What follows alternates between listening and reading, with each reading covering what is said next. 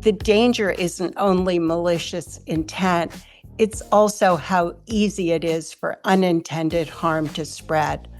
That's what keeps me cautious. The hardest risks to see are often the hardest to detect and stop. Yo, it's the future, don't hit the snooze. AI is here giving humans the boost. Team Humans rolling, brains in the game with Dan Turchin, y'all remember the name. People reign in the mix, no stopping the flow. Better work, better life, yeah, we're ready to go. Robots and humans, a collab, you know. Okay, let's start the show. Good morning, good afternoon, or good evening, depending on where you're listening. Welcome to AI and the Future of Work. I'm your host, Dan Turchin, CEO of PeopleRain, the AI platform for IT and HR employee service. If you enjoy this or any episode, and you want more than just what gets published in the weekly episode, join the newsletter.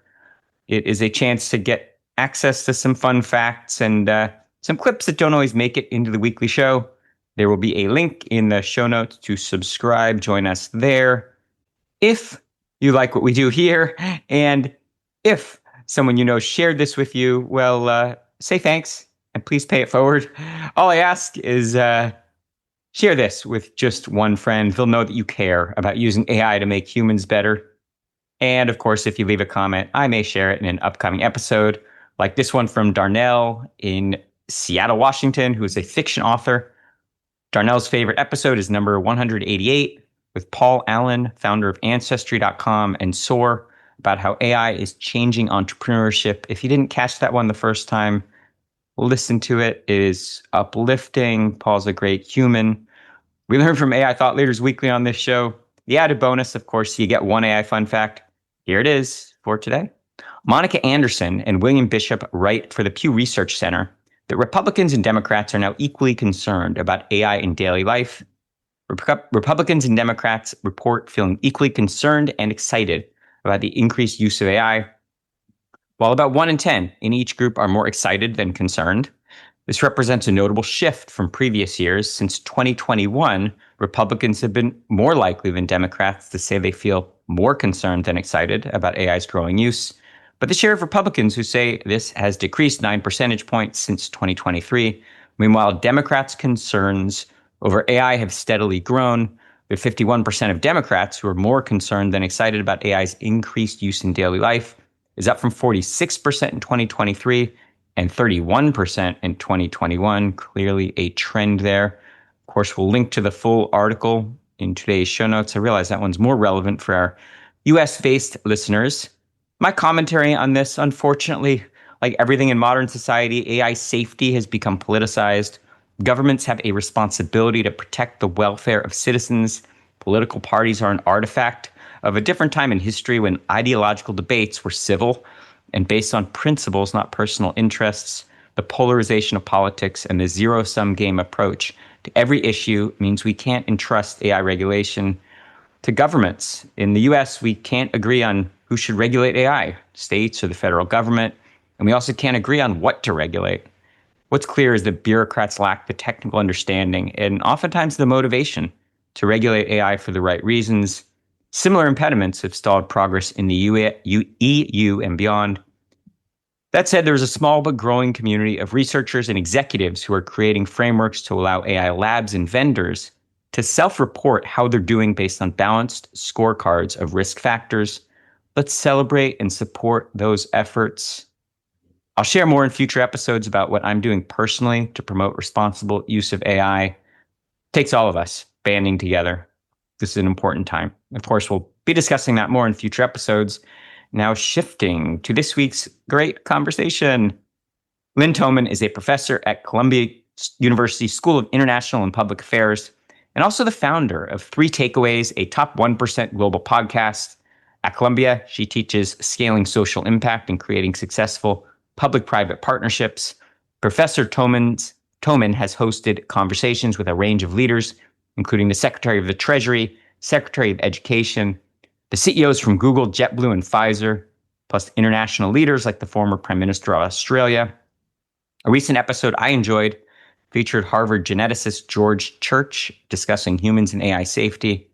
Professor Thoman was previously a marketing and strategy executive at American Express. And he's also served on government committees, such as the Secretary of Transportation's Advisory Committee on Human Trafficking. Professor Thoman is a member of the board of the Brookings Institution and Harvard's Kennedy School of Government. She holds a BA from Princeton, go Tigers, and an MBA from Harvard Business School.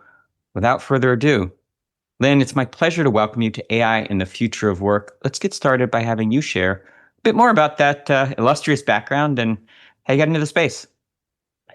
Thanks so much.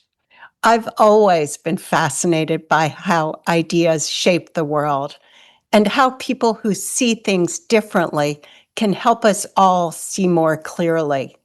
My background, as you mentioned, has been a mix of business, strategy, nonprofits, and academia, and I've also served on government committees. So I've seen how ideas and decisions play out in very different settings. What ties it all together for me is curiosity. Curiosity about how people can lead better, happier lives and how they can better navigate a fast-changing world. It's clear in the great podcast that you host. I feel like I've gotten to know you listening to recent episodes. Tell us what inspired you to start 3 Takeaways.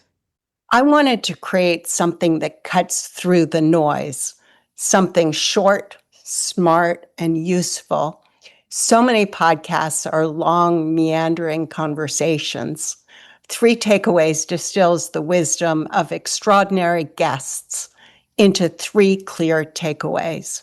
The idea was, what if we could learn from the world's best thinkers in 20 minutes and walk away seeing the world and maybe even ourselves a little differently?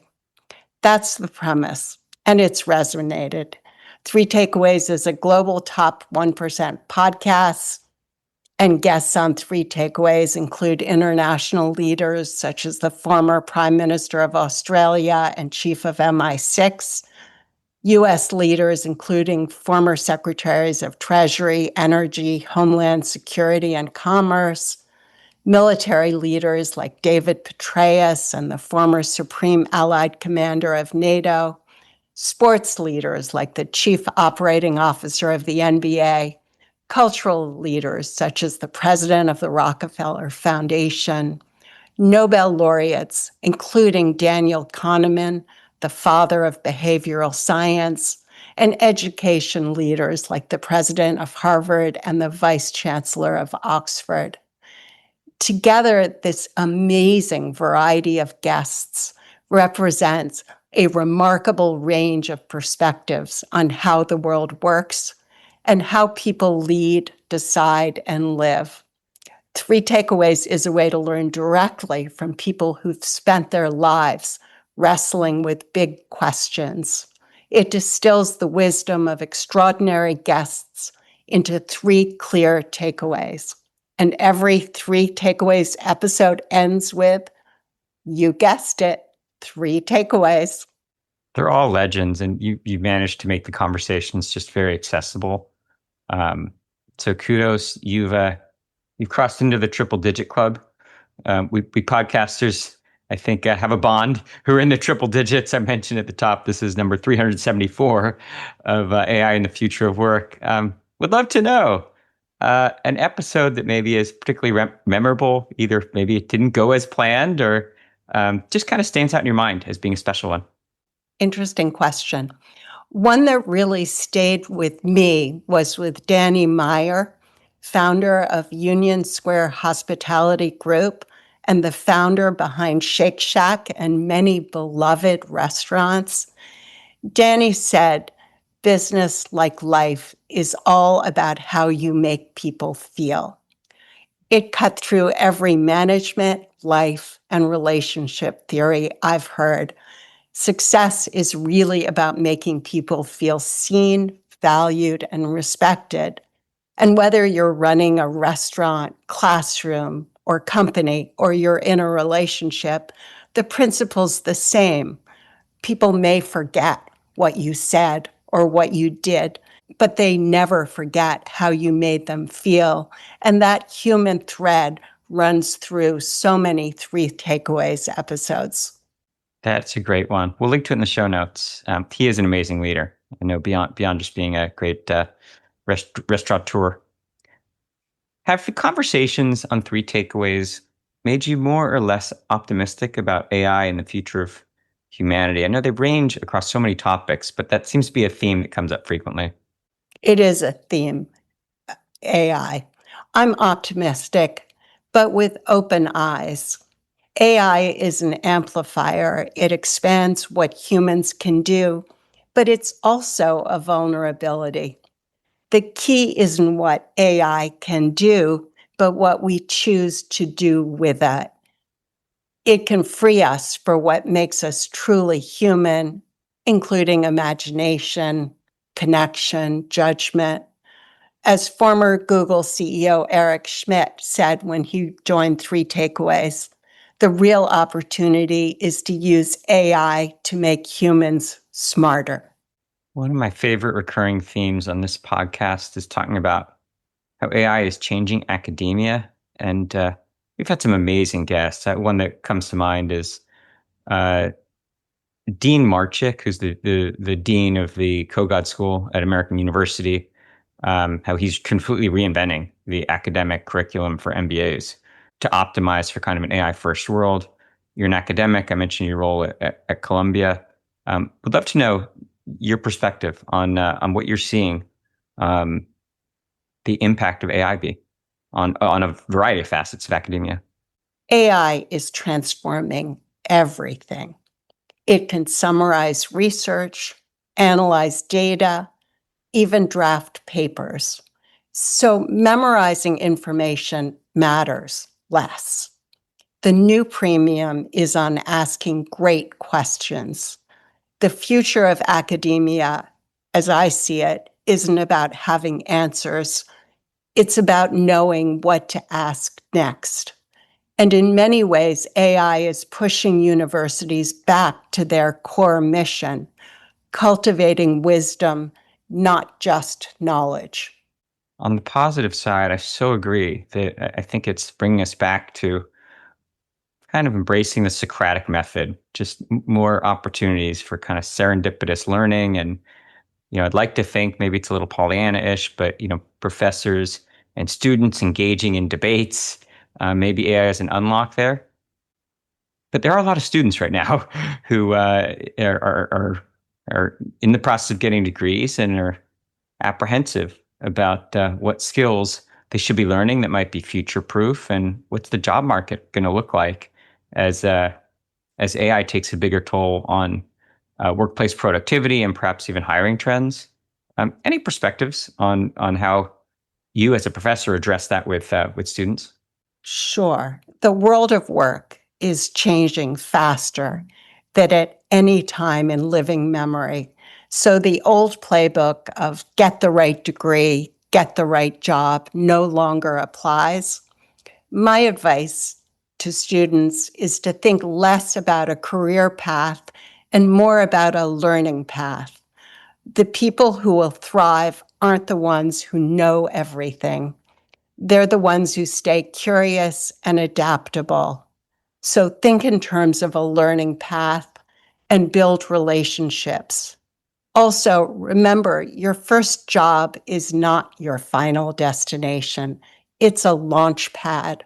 Employers are drawn to people with energy, curiosity, and the ability to solve problems. Those are the superpowers that don't go out of style.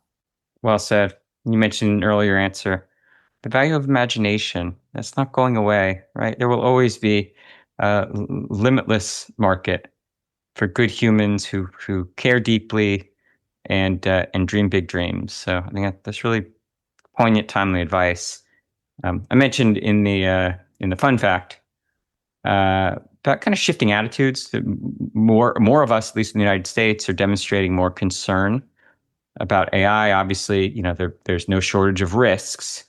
Would love to get your perspective. What about AI? While there are lots of reasons to be optimistic, what concerns you most? What worries me is that each person or even each algorithm now has far greater ability to cause harm, often in ways that are almost undetectable until it's too late. A small change in a model's code or in the data it's trained on can have massive downstream effects, altering recommendations, manipulating behavior, even shaping elections.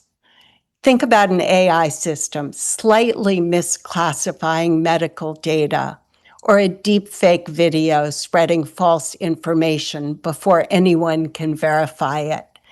These are tiny shifts that can ripple outward with enormous consequences. The danger isn't only malicious intent, it's also how easy it is for unintended harm to spread. That's what keeps me cautious. The hardest risks to see are often the hardest to detect and stop. Yeah, well said. I think we need to all keep that in mind. You mentioned conversations with Eric Schmidt, who I know is a very much a pro-innovation, pro-AI leader, and many others who you've had on Three Takeaways. Would love to get your perspective on not just what risks you see, but also what you see on the horizon that represents opportunities that maybe won't put words in your mouth, but maybe make you optimistic about a future where we coexist, co-work with AI. If AI is designed well, it doesn't replace human intelligence, it expands it. It allows us to spend more time on empathy, creativity, relationships, and meaning, the things that make us distinctly human. If we use it wisely, AI could help us not just think better, but be better. I'm especially optimistic about how AI can democratize access to knowledge and to health. AI can give everyone a powerful tutor, analyst, or creative partner, regardless of background or geography. Imagine a student in a rural area discussing quantum mechanics with the same clarity as someone at a top university, or a small nonprofit analyzing data like a global think tank. It can level the playing field in extraordinary ways. And in health, AI will help us cure diseases, including those that kill young children, and enable people everywhere to live longer, healthier lives. Beautifully said. I think I can speak for all of us on what I call casually on this podcast, Team Human, that we're looking well beyond today's use cases, the co-pilot that summarizes your emails, or the generative AI that can write a haiku about your cat. It truly is, and a future to be excited about when it comes to just some of the breakthroughs that AI is going to facilitate or accelerate. All the things that you mentioned that really are going to lead to, I hope, better quality of life. I think better access to education and opportunity, hopefully around the world. That's certainly the future that I believe in. And I think it's hard to not be optimistic when you think about all these things being just on the horizon.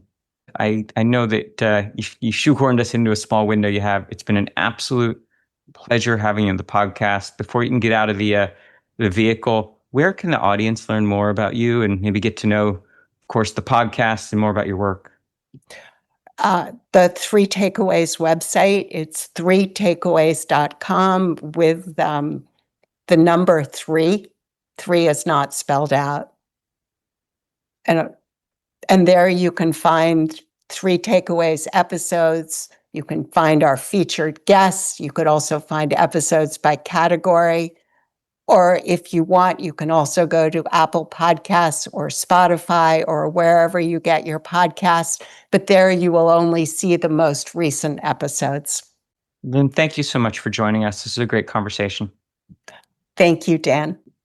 Well, there you have it. That is Professor Lynn Thoman talking about her work and perspectives on AI based on the Three Takeaways podcast. And gosh, that's all the time we have for this week on AI and the future of work. As always, I'm your host, Dan Turchin from People Rain. And of course, we're back next week with another fascinating guest. Yo, it's the end of the show, time to power it down. AI's the sis, but humans wear the crown. Team Human in the house, got the vibe so clever. Dan Turchin from People Rain, making us better. We learned about AI for humans. We're ready to conquer the future. future, that's all for now. See you next time.